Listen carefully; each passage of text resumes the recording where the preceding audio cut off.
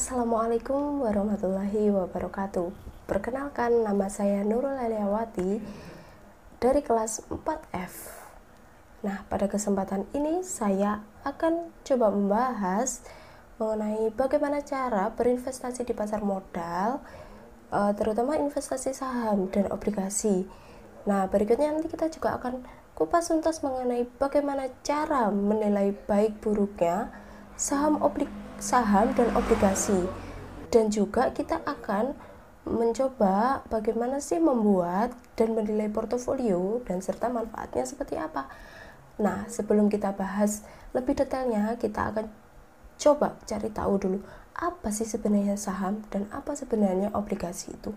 Nah, saham itu merupakan salah satu instrumen pasar keuangan yang paling populer saat ini. Nah, menerbitkan saham merupakan salah satu pilihan perusahaan ketika memutuskan untuk pendanaan perusahaan. Pada sisi yang lain, saham merupakan instrumen investasi yang banyak dipilih oleh para investor karena saham mampu memberikan tingkat keuntungan yang lebih menarik. Nah, saham dapat didefinisikan sebagai tanda penyertaan modal seseorang atau pihak atau badan usaha dalam suatu perusahaan atau perseroan terbatas.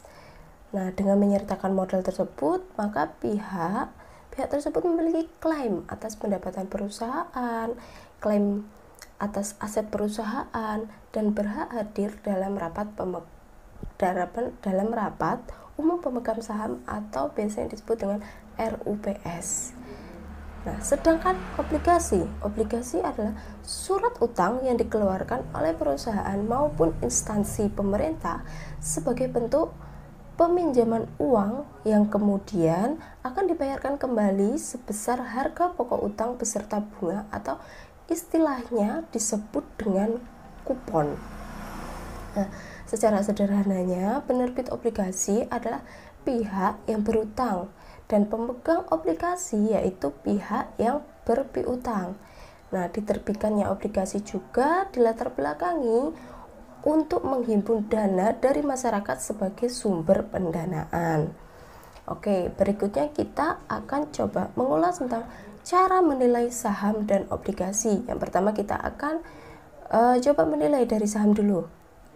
Oke, bagi kita yang berinvestasi saham, hal pertama yang harus kita lakukan yaitu adalah memahami saham dengan membaca pergerakan saham secara keseluruhan atau biasanya disebut dengan indeks. Nah, di Indonesia ini banyak sekali saham yang ditawarkan, akan tetapi tidak semua saham tersebut itu bisa layak dibeli. Nah, ada beberapa cerminan yang dapat dipakai dalam membaca pergerakan saham, yaitu antara lain ada indeks harga saham gabungan atau disingkat dengan IHSG, kemudian ada Pevindo 25 dan IDX 30. Nah, rata-rata semua yang disebutkan tadi memiliki komposisi indeks yang hampir sama, hanya sebagian saham yang tidak masuk di dalamnya. Dari semua itu, IHSG merupakan acuan pokok yang digunakan dalam mengetahui pergerakan harga saham di Indonesia. Nah, terkait dengan pemilihan saham, banyak pakar yang menyarankan agar memilih saham-saham yang mengisi indeks yang telah disebutkan di atas. Alasannya cukup jelas. Sebab kita bisa memilih berbagai macam saham yang cukup baik dengan berbagai macam kriteria pada indeks-indeks tersebut. Nah, dalam investasi saham ada dua analisis yang dilakukan, yaitu ada analisis fundamental dan analisis teknikal. Tujuan dari analisis ini adalah untuk mendapatkan saham yang paling bagus. Kedua analisis ini memiliki kelebihan maupun kekurangan yang berbeda-beda satu sama lain. Intinya, semua analisis, baik analisis fundamental maupun teknikal, dimaksudkan untuk menggali informasi sebanyak-banyaknya dan sedalam-dalamnya mengenai instrumen investasi yang ada. Sesuai dengan namanya, boleh dikatakan analisis fundamental merupakan analisis mendasar untuk menggali informasi meliputi kondisi ekonomi, industri secara keseluruhan dan kondisi perusahaan. Nah, sedangkan untuk technical analysis ini cenderung mempertimbangkan kinerja dan proyeksi perusahaan untuk memperkirakan harga saham. Dari analisis yang dilakukan dengan analisis fundamental, yang perlu diperhatikan adalah acuan untuk menentukan baik atau jeleknya saham. Nah, berikut ini adalah kriteria yang bisa digunakan sebagai acuan. Yang pertama yaitu memiliki kapitalisasi pasar lebih besar dari 500 miliar. Yang kedua yaitu emiten yang memiliki model bisnis yang jelas dan baik. Yang ketiga, perusahaan konsisten dalam meningkatkan laba atau saham dari kuartal ke kuartal. Yang berikutnya yaitu yang keempat adalah perusahaan tidak memiliki utang yang lebih besar dari debt equity ratio atau disingkat dengan DER. Yang berikutnya yaitu saham menjadi market leader. Nah, yang terakhir yaitu price earning ratio yaitu atau disingkat dengan PER, rata-rata tidak jauh berbeda. Nah, kalau analisis fundamental cenderung lebih pada analisis faktor-faktor mendasar. Nah, untuk analisis teknikal itu justru menekankan pada penggunaan data historis mengenai perubahan harga saham, volume perdagangan, dan indikator pasar lainnya. Sebenarnya analisis teknikal umum digunakan pada bursa saham, bursa komoditas, atau pasar lainnya yang dipengaruhi permintaan dan penawaran. Selain metode fundamental, melalui analisis teknikal, kita juga bisa memilih saham-saham yang bagus untuk diinvestasikan dengan mengacu pada kriteria-kriteria seperti berikut. Oke, yang pertama yaitu memilih saham dengan arah chart dominan lebih besar dari 45 derajat. Yang kedua yaitu tidak membeli saham yang 80% sideways. Lah, yang ketiga yaitu hanya memilih saham yang memiliki tingkat volatilitas yang tinggi dan secara liquid diperdagangkan setiap hari. Oke. Berikutnya yaitu pilih perusahaan yang memiliki jumlah saham beredar di pasar cukup banyak. Ini mengindikasikan bahwa floating share kepemilikan emiten tidak lebih dari 40%. Nah, yang terakhir yaitu memiliki jumlah lot yang cukup sehingga harga saham tersebut tidak mudah dipermainkan. Nah, dilihat dari tingkat kesalahan, analisis teknikal lebih riskan karena memiliki peluang pembacaan yang keliru. Meskipun demikian, jika kita disiplin dalam menerapkan prinsip-prinsip yang telah disebutkan di atas, maka tingkat akurasinya juga bisa lebih tinggi. Sebenarnya analisis teknikal tidak cocok bagi orang yang ingin berinvestasi dalam jangka waktu yang panjang, sementara analisis fundamental itu sangat diperlukan untuk menggali informasi tentang seluk-beluk perusahaan yang menerbitkan saham tersebut. Gabungan dari kedua analisa di atas jika dipahami dan dilakukan dengan benar akan memberikan imbal balik investasi yang sangat maksimal. Seperti itu. Nah, berikutnya kita akan membahas tentang obligasi. Seperti yang diketahui, obligasi yaitu adalah surat berharga atau surat utang yang diterbitkan oleh perusahaan atau pemerintah Indonesia, dan banyak perusahaan di Indonesia menerbitkan obligasi setiap tahunnya. Nah, pertanyaannya, apabila terdapat banyak obligasi korporasi di Indonesia, bagaimana membedakannya satu dengan yang lainnya? Obligasi mana yang lebih baik dan obligasi mana yang lebih buruk? Oke, salah satu cara untuk membedakan satu obligasi dan obligasi lainnya adalah dengan menggunakan peringkat obligasi. Nah, peringkat adalah suatu penilaian yang dibuat oleh perusahaan pemeringkat dengan standar tertentu untuk menilai kemampuan penerbit obligasi melunasi kewajibannya. Pada umumnya, peringkat obligasi terdiri dari dua, yaitu investment grade dan non-investment grade. Para pelaku pasar obligasi sering menyamakan investment grade dengan istilah layak investasi, sedangkan dengan non-investment grade yaitu sebagai junk bond. Berikut ini perbedaannya. Oke. Untuk yang investment grade adalah kategori perusahaan yang dianggap dapat melunasi kewajibannya dengan baik. Sedangkan untuk yang non-investment grade adalah kebalikannya atau meragukan. Dengan demikian, tentu saja ada perbedaan kemampuan perusahaan yang memiliki obligasi peringkat A3 dengan penerbit lainnya yang memiliki peringkat C2. Secara umum, obligasi peringkat A3 dapat dipahami sebagai obligasi yang memiliki risiko investasi paling rendah dan diterbitkan oleh perusahaan yang memiliki kemampuan baik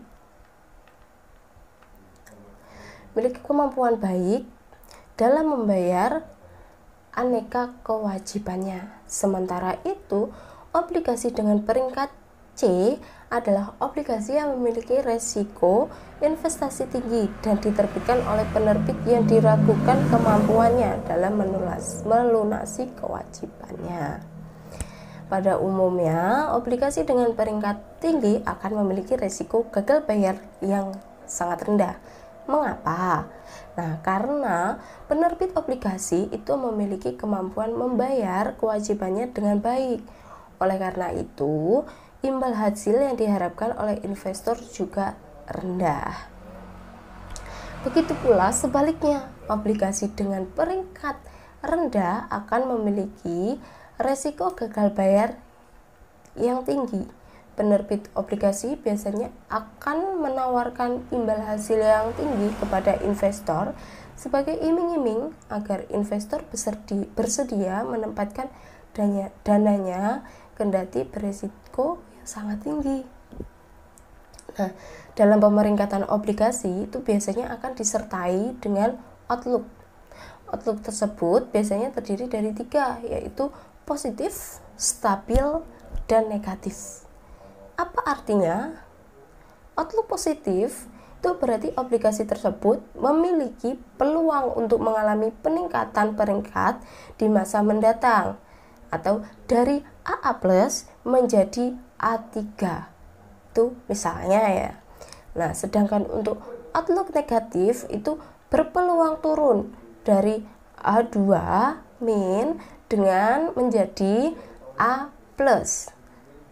Seperti itu misalnya. Sedangkan untuk outlook yang stabil itu berpeluang tetap. Nah, oke. Seperti itu mengenai cara menilai obligasi dan saham. Berikutnya kita akan lanjut ke portofolio. Nah, portofolio investasi atau investment portfolio yaitu merupakan kumpulan instrumen investasi yang dimiliki oleh seorang investor atau sekumpulan investor. Portofolio dibuat sebagai strategi memaksimalkan tingkat dan keuntungan dalam berinvestasi dan meminimalisasi risiko. Nah, dalam penyusunan portofolio investasi, seorang investor memiliki kesempatan untuk melakukan diversifikasi. Di dalam portofolio investasi bisa ada portofolio lagi di dalamnya. Dalam portofolio investasi saham, investor bisa mengisinya dengan beberapa jenis saham. Nah, cara membuat portofolio yang baik.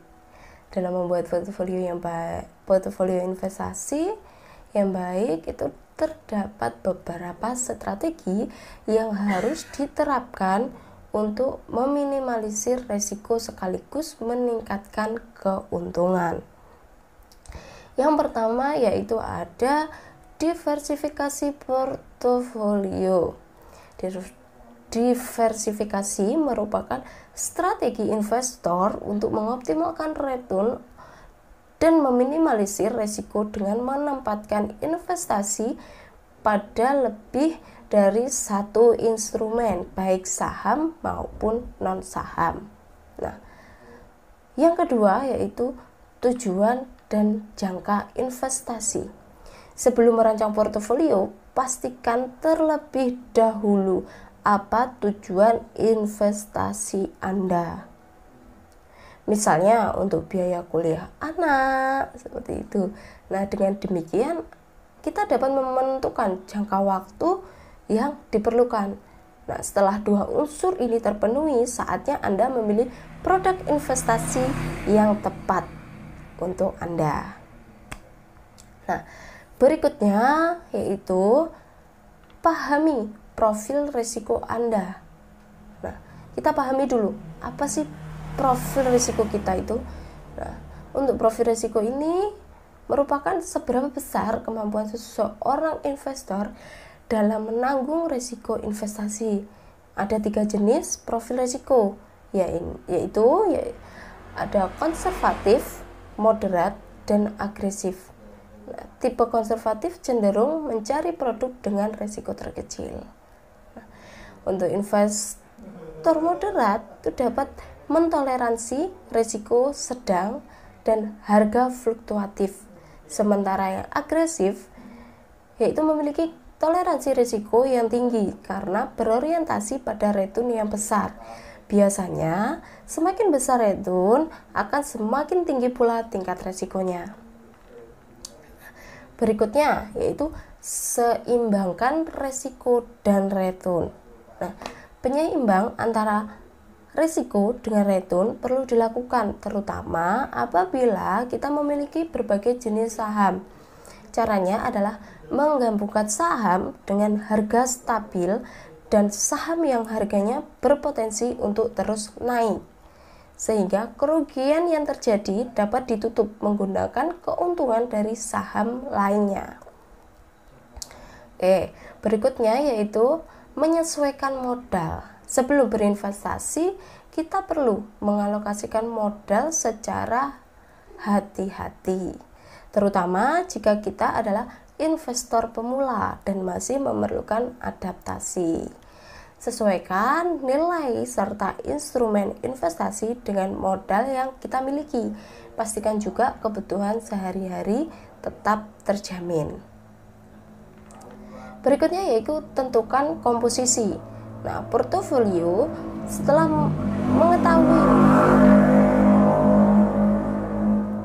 mengetahui profil risiko, tentukan komposisi portofolio yang tepat. Nah, apabila memiliki profil risiko konservatif, maka bisa menggunakan pembagian 50% income portofolio dan 50% growth portofolio. Oke. Nah, berikutnya yaitu ada contoh portofolio investasi.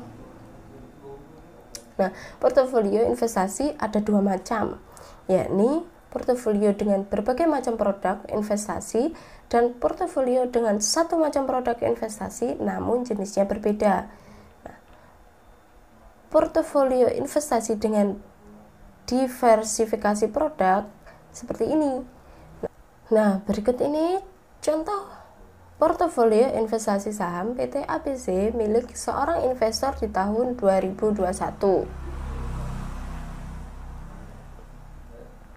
Nah, untuk portofolio investasi dengan satu produk yang berbeda jenis, seperti ini contohnya. Berikut ini contoh portofolio investasi saham milik perusahaan PT CDE di tahun 2021. Nah, dari portofolio tersebut diketahui ya bahwa PT CDE telah menanamkan modal pada 5 jenis perusahaan, yaitu ada PTPP, WSKT, LPPF, PTBA, dan BRPT. Oke. Yang terakhir saya akan kasih tahu apa sih manfaatnya portofolio itu. Nah, manfaatnya yaitu yang pertama yaitu mudah hitung presentasi return. Yang kedua itu kita akan tahu mengenai perkembangan pasar. Nah, kita juga akan tahu kinerja investasi serta mengetahui profil risiko, dan yang terakhir yaitu bisa menambah cuan. Nah, seperti itu yang bisa saya sampaikan pada video ini. Kurang lebihnya saya mohon maaf. Saya akhiri. Assalamualaikum warahmatullahi wabarakatuh. See you.